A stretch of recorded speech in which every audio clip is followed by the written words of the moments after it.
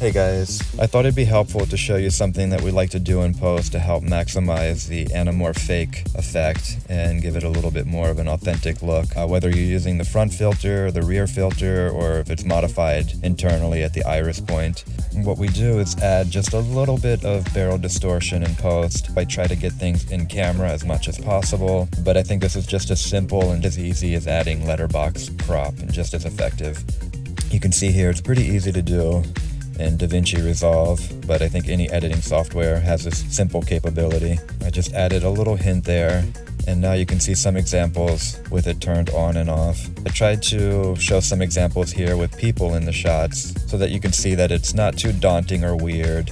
I mean, it feels pretty authentic, like a real CinemaScope lens. I think it makes people look slimmer, especially if you're using some of these vintage lenses.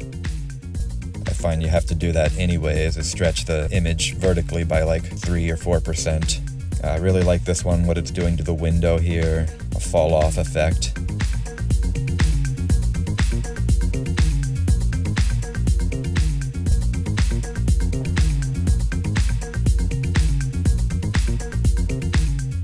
I feel it yields a look that's similar to classic CinemaScope films.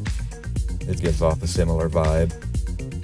Here's some more footage with movement, just so you can see it's not too strange. It feels authentic, feels pretty real. There's pretty much nothing else added here.